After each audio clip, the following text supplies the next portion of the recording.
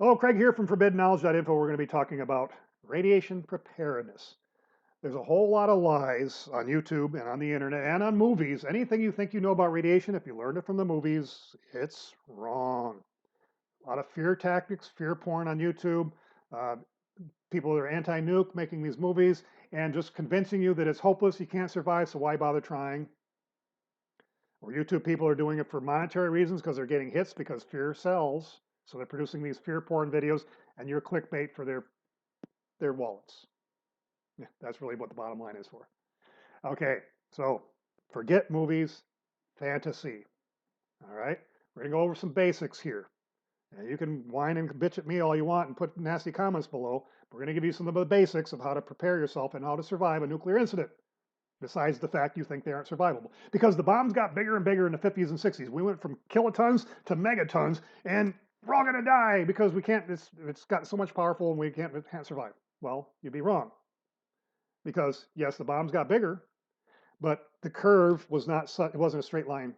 It actually started leveling out no matter how big the bombs got because of atmospheric conditions, weathers, and so on. Even though the bombs got 10 times or 100 times more massive, the destruction wasn't 100 times or 10 times more massive. It started flatlining. It really didn't make a difference how big they made the bombs. So that's one of the lies you learned. Okay, so forget the movies. We're going to give you some basics here. Let's give you an example. A study done by the Department of Homeland Security back in 2004, I think it was. Washington, D.C. Washington, D.C. getting nuked. A 10 kiloton bomb, about the size of Nagasaki and Hiroshima. About 15,000 people would die immediately. Then, within probably hours, another 15,000 people would die from radiation, extreme radiation, and the effects of the blast wave, the shock wave, and so on, injuries, flying debris, whatever. About 30,000 people total would die pretty quickly if Washington, D.C. got hit. Okay? Sounds bad. Yes, it is. But that's only about 1% of the population of that area. So 99% of the people in the Washington, D.C. area would have just survived their first nuclear detonation. Well, but you thought it's hopeless, I can't survive, so I'm just going to face the bomb. And well, you'd be one of the ones that wake up the next day, find out you're still alive, and not have any idea what to do next. That's what this video is about. So maybe you will know what to do, and maybe you could survive, because about 250,000 people in that scenario in Washington, D.C. could be affected later by the fallout and continuing gamma rays that follow. So another 250,000, 250,000 people put at risk after those initial 30,000 people died. But it's very easy to protect yourself if you know what to do. That's what we're going to say. And it doesn't cost hardly any money. It's very simple to do. It's going to be simple. Trust me. So let's continue. Okay. Alpha, beta, gamma, and X-ray. That's what we're going to be talking about. The worst of all those is gamma rays. Gamma rays are going to be your most damning. Beta radiation is the next less damning, and then alpha and X-rays, we aren't really even worried about it, but we're going to talk about all of those. Let's start with X-rays because most of you are familiar a little bit with X-rays. You know they're very penetrating, go right through your body. You can see your bones and everything. So we know X-rays and they can be damaging. But as soon as you turn off that X-ray machine, I can't measure any X-rays on your body. It goes through. It doesn't linger. It doesn't stay there, right? It goes through your body, penetrating, but it doesn't contaminate you, right? Gamma rays. So before I go on to gamma, so X-rays, and in a survival situation, a nuclear detonation, or anything dealing with a nuclear incident, we don't really have to worry about the X-rays. For survival purposes, it'd be low, it'd be gone. Don't worry about X-rays. So we're discounting X-rays right now, but gamma rays are very similar, the way they behave, and that's what we're going to concentrate on. So besides, even if you thought there was a lot of X-rays, the rules for gamma are the same as X-rays, basically, and that is mass. When they do an X-ray on you, they put this vest on you, right? Or they put on the vest, or they go behind a lead shield, right? Lead is massive to protect them from the excess X-rays. Same thing for gamma. You need mass. And basically, the easiest way to do that is underground. That's why all our fallout shelters were underground. You get below grade, and you're protected from the gamma rays. There's mass there. You can do that with water, too, if you want. You can do it with books if you had enough of them. You can do it with anything. An example, and I'm just guessing here because I don't remember for sure, maybe an inch of lead Let's say you had an inch thick piece of lead, which you don't, but let's say you had an inch thick piece of lead, might be the equivalent of about 12 inches of concrete. A cubic foot of 1 inch thick lead might be weigh the same as a 12-inch thick cubic foot of concrete. So, or square foot. See, the more massive water might be 14 or 16 inches for the same, because again, weight, mass. So the more massive it is, the more it's going to block. That's why being underground is the easiest, because it's expensive to buy a lot of lead.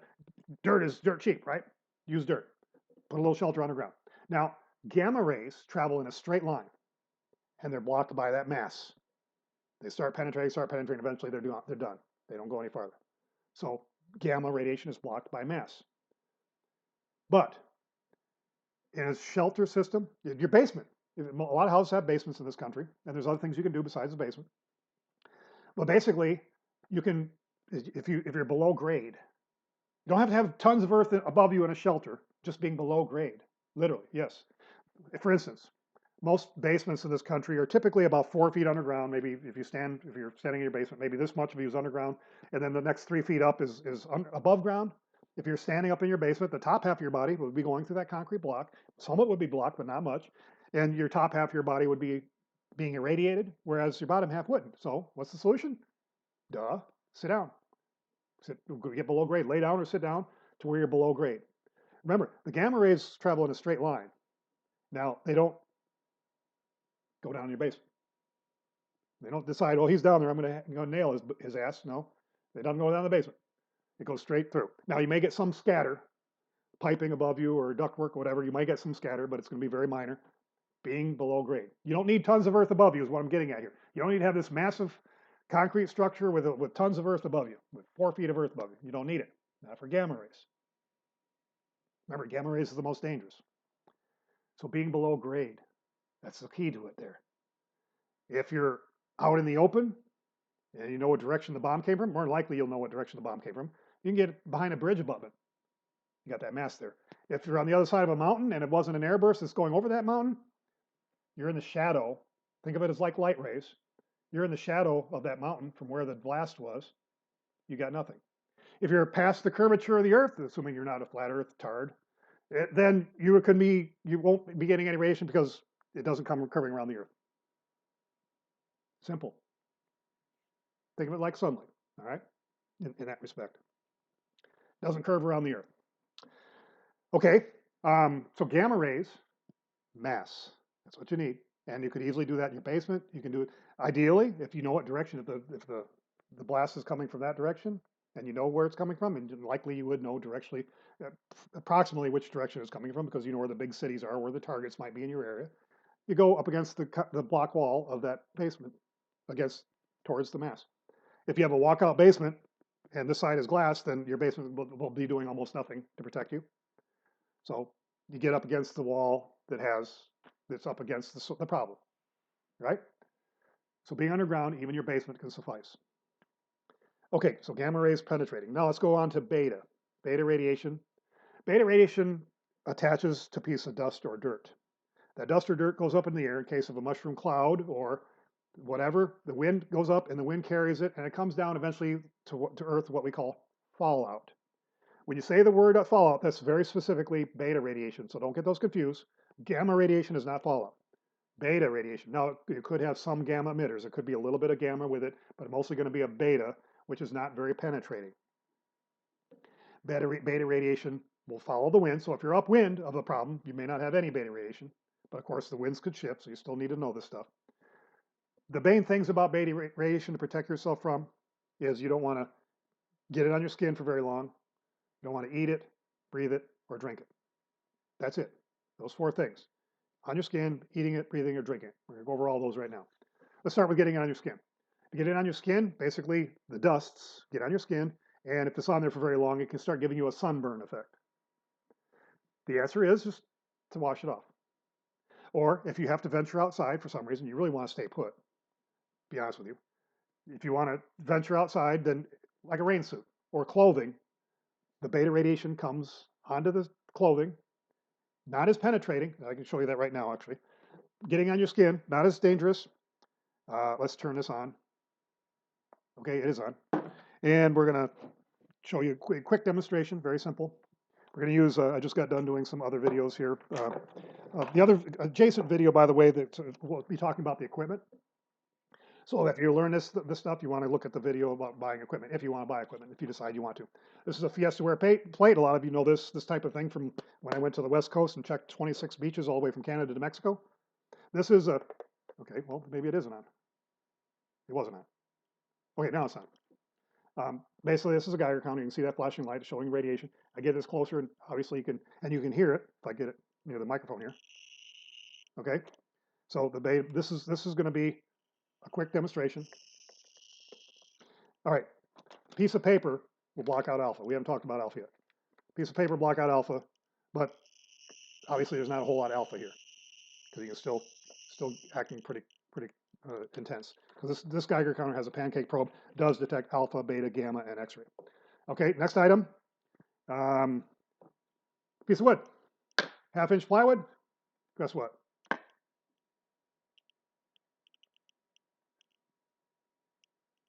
Not very much of a gamma emitter because now we're only getting gamma. We're blocking out the alpha, we're blocking out the beta. Now we're only getting gamma and X-ray, if there's any. And as you hear, there's very little gamma. So the moral of that, beta radiation is blocked by pretty simple building materials. Even 1/2-inch plywood on your roof will block out all the beta radiation. It'll land on your roof, and it'll be emanating from there, but it won't even really penetrate the plywood or your siding or anything else. So basically, you have almost 100% protection in your house, other than, of course, dust coming in. Because houses can't be airtight, otherwise we would suffocate. So yes, some dusts do come in because there's some air infiltration. So your best bet there is to try to block those areas the best you can, and that would be duct tape and plastic, the big joke with 9/11, right? Duct tape and plastic can go a long way to keep those dusts out. If you want to go beyond that, we were talking about ways to protect yourself. I'll continue on with air for a second here. I better back up. Going on your skin, basically, even a rain suit. Yes, some beta radiation will be penetrating that rain suit, but it won't be much. And basically, when you go to wherever you're going to, you dispose of the rain suit or you take off your clothing and wash off in a shower. Have a way to get a shower or some sort of running water in a situation where you have no power or water. Make sure you have something where you can decontaminate by basically just washing off your skin. As far as the beta dust, get the dust off your skin. The radiation no longer is affecting you. Wash it down the drain. End of story. Now, go back to what I was talking about. What was I mean, maybe I'll have to move on because I don't remember. I get sidetracked. I got so many things to say. Let's go with eating it next. Get it on your skin, wash it off. Get it on your food. All right, so eating it now. You don't want to eat those dusts. You don't want to drink those dusts, and you don't want to breathe in those dusts. Canned goods. It won't penetrate. The dusts stay on the can. If it's dusty, wipe it off. Wash it off best you can. You open up the can, eat, in this case, peas out of there, and the peas will maybe have been irradiated, but they won't be dangerous to eat. Again, the radiation doesn't stay in it. Unless you get the dust on the peas and you eat the peas, that's the only way you're going to get it. You don't want to ingest that dust. So wash it off, open up the can, they'll be fine to eat. Just like when you buy in a grocery store, you buy irradiated food right now, meats and some fruits are irradiated. They zap them with gamma rays. Now you could argue that that denatures the food, and possibly so, that's another argument, but the radiation doesn't stay in the food, and so you can safely eat the food, and you don't get the beta radiation or gamma radiation in you. Right? Okay, so if it's in a can, wipe it off. Pretty simple. If it's in a wrapper, even bread, these are croutons, but if it's sealed, you get the dust off before you try to open it up, and it'll be fine to eat, even a bread wrapper. Yes, the food may have been irradiated, but you won't get the radiation in your food when you eat the food. If it's an apple or a banana, basically it's on the skin. You can wash it off, or in this case, just peel the banana, and you got food that's safe to eat. Apple, you can skin it if you want, but you really don't need to. If you wash it off, you can eat it. Basically, that's it. If you're a gardener or you have animals, as far as food goes, well, there's a couple things. If you are in an environment where all of a sudden we're being hit and you got beta dust coming down, you need to get those animals in. You're probably not going to bring your cow into your basement, but if you can, which you probably can, if you can harvest that animal, slaughter it, or use the eggs or whatever, they will be safe. But if it's lingering in that environment for a long time, then it becomes contaminated. Then you don't want to eat it. Same with fruits and vegetables. If they're harvestable at all, when that happens, harvest them right away, and then you take it in and you just wash off that apple, and it's safe to eat. But you don't want it growing there a long time. If it is growing there and everything's not ready to harvest, you might as well write all that off because it could be contaminated. So basically, that's it for your garters. So getting it on your skin, wash it off. Eating it, wash off the top of the can, keep the dust out of your body. Water, okay. Water is very simple too. Okay, you can have a glass of water and it could have been irradiated, but the radiation doesn't stay in the water. But the beta dust, if the dust have got in the water, then yes, there's dust. You don't want to drink those dust. So what do? You filter it. Pretty simple. Most of your commercial water filters, even the gravity-fed ones, will block out to about 0.3 microns, and you can block out that dust where the radiation will stay in the filter, and the water will be safe to drink. If it's in a sealed well and you're able to pump that well, that's going to be fine too. It's underground, it's fine. So basically, just filter your water to get water that's free of radiation. Okay. Next item, um, breathing. Okay, breathing it in. You don't want to be bringing in the dust, and that could be one of the key things that's harder to do because you have to breathe all the time, right? You don't have to eat or drink all the time, but you have to breathe all the time. So what do? And this is where I was going before with the air filtration and stuff. You filter the air. Basically, if you tape up the house best you can, you got less dust to deal with, and you may be fine. If you want to get a respirator, and I just mean like a NIOSH 95 paper respirator like you can get at Menards or Home Depot, yeah, that will block out the dust from getting in your lungs. You could also do a gas mask. Gas mask is probably a little overkill, but that'll do the same thing because basically the design is the same inside. Inside the gas mask filters, you have a HEPA filter, which blocks the particles from going into your lungs on the gas mask filters. Now that's a little overkill. Just the simple NIOSH respirator is fine, actually. That you can do with just the respirators. You don't necessarily need a gas mask. So if you can't block off your house well enough, you can do that. Or another method, which is a little more, not overkill, but it's a little more intense, and you really have to be prepared to do this. You can create a positive pressure room where you have air coming in through a filtration system with a HEPA filter. HEPA stands for HEPA, high efficiency particulate, I can't remember the A, but you can get those at any safety supply house. You can even get those filters for your home furnace. They're more efficient. They go down to about 0.3 microns. They filter out a lot more than just your standard house filters or other respirators. You want to make sure it has the HEPA designation. So basically, you can create a positive pressure room where the air is being forced in by a fan. You'll have to have some sort of power source for that, of course, either batteries or a generator or whatever. And it's delivering filtered air, and basically all the cracks in the room are being. That's where all the air is leaking, and it's bringing in just clean air. And that's kind of what a gas mask does, or a scuba gear, more accurately, a scuba gear. That's what it does. It just creates positive pressure in there to where it's pushing, even if you have any leaks in your mask, it's pushing it all out. This is a negative pressure mask, a little more dangerous in that respect, but as long as you don't have any leaks around the mask, these things will work. So you don't want to get it on your body. If you do, wash it off. You don't want to eat it. Wash off the cans or containers. You don't want to drink it, so filter the water, and you don't want to breathe it in. So filter the air going into your lungs, whether it's in a whole room or whether it's right on your face. That's it. Beta radiation, not a problem. Now, because I did this so many times, I don't know if I might be repeating myself here. Beta radiation, in the case of a nuclear detonation, the beta radiation, again, is the dust coming down. About 90% of the dust will lose about 90% of, I'm sorry, 90% of its lethal intensity of the beta dust will be gone after 7 hours. Yeah. After 7 hours, 90% of its lethal intensity will be gone. Now, that's assuming more dust aren't coming down. So you get the idea. It doesn't linger very long. The danger of it doesn't linger too long. And if you wait 2 days, about 99% of its lethal intensity is gone. 99% after 2 days. Being underground for gamma, a week or two at the most. As far as beta radiation, a couple days. Now, the dust could still be coming down, and you have to keep adding the days and adding days until it's gone, but you get the idea. You don't have to sit there forever wearing a gas mask. You don't have to wear a gas mask for the end of your life. You can sit there for a couple days probably, and then not have to worry about it after there. So, you covered gamma, covered beta. Gamma is much more intense, much more dangerous, much more deadly. Beta, less so, but we've covered that pretty well now. I don't think I'm looking around seeing my props. I got props all over the place here. Basically, alpha radiation is the last one. Alpha radiation is another one we don't have to worry about for emergency purposes. There will be alpha, but alpha is more of a long-term chronic thing. It's a gas. You can block it out with a piece of paper, but it's a gas, and you can use a gas mask for that as well. Now the paper respirators probably not for alpha, but we're not really worried about it for survival situation. Here's why: it's more of a long-term chronic thing. Radon is an alpha gas that comes up out of your ground, and if you breathe it for a long time, you can come down with effects. Obviously, you don't want to be drinking too much, breathing too much of it, but it's more of a long-term thing.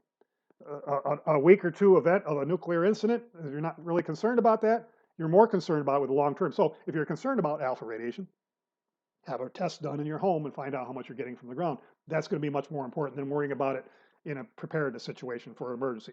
In other words, don't worry about alpha for an emergency. Really don't. If you're really concerned about it, you can use the filtration methods we talked about with gas masks or a HEPA filter. Actually, I'm not positive about a HEPA filter, whether that will take care of the radon or not. I don't remember now. But if you want to know more for the things I missed, this is what you do. Get a book, Nuclear War Survival Skills. It's by the people who made the atomic bomb, basically, the people at Oak Ridge National Laboratories. You can get this online for free if you want and print it out. But the point is here, have a paper version available so that you can utilize it. You're not going to be able to go online and look it up after something happens, right? You're going to be on a paper version. So get this book or go get online for free and print it out. This is going to tell you just, excuse me, about everything you need to know right here in this one book. This is the best book for radiation preparedness there is. Get the book or get it online or learn it. I told you some basics. I gave you a brief summary of the types of radiation and how to protect yourself from this book. Essentially, you're going to find all what I said in here and a whole lot more. You can do yourself for very little money. Has anything I told you going to cost you a lot of money? No, other than maybe a HEPA filtration system in a positive pressure room. Everything else has been extremely cheap. It's just a matter of knowing how radiation behaves and how it travels. That's it. So I hope I've covered everything. I'm looking around to see if I had any other. I've done this several times trying to get this right, and I've already spent 22 minutes doing this, but I think the information here is going to help you get over your fears about North Korea or a nuclear power plant nearby or whatever. I have a thing for detecting about equipment here, another video. Basically, if you're 30 to 40 miles, 40, 50, 30, 40, 50 miles away from an event, you probably won't have any radiation because radiation just doesn't travel that far. Come on, you Fukutards got to wake up. Radiation doesn't travel far. Beta particles are some of the heaviest particles known to man. They don't travel very far. Just like World War III has already happened, where we nuked ourselves, the Soviets, the British, the French, and Chinese, nuclear warheads exploding all above ground, yet we didn't die and there's been no nuclear winter. Why? It doesn't travel very far. They didn't have to evacuate the whole entire country when they tested bombs out in Nevada. Nobody lives there. Didn't travel very far. There was one instance where the wind did shift and people had to be evacuated from a town they didn't expect. The wind shifted. Still didn't go to town after town after town and contaminate the whole country, right? Think a little bit. Ignore the fear porn on the movies and YouTube. They're full of crap. Learn how radiation travels.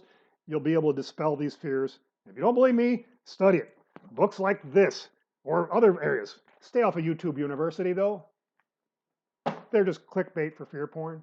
All the people telling you anything about radiation, basically. You'll notice my channel is not monetized. And guess what? I sell radiation detection equipment for a living. I would have ulterior motive to scare you more, to sell more products, right? No, that's not how it works with me. I try to bring you the truth, something you can learn to do yourself. You don't have to buy all this expensive equipment necessarily. Maybe you still want to. That's up to you. But I'm just trying to get the truth out there. No fear porn here. No monetization. I don't make anything off of this channel like other people do on theirs. They're giving you the fear porn. So keep that in mind. I guess I'm done here. Thanks everybody for watching. Check out the other video dealing with the equipment if you want to pursue it anymore. And I have a lot of other videos about radiation on this channel. Probably a good 60 or 70 videos about radiation now after that trip out west. And so other things have been going on. So anyway, thanks for watching. So long.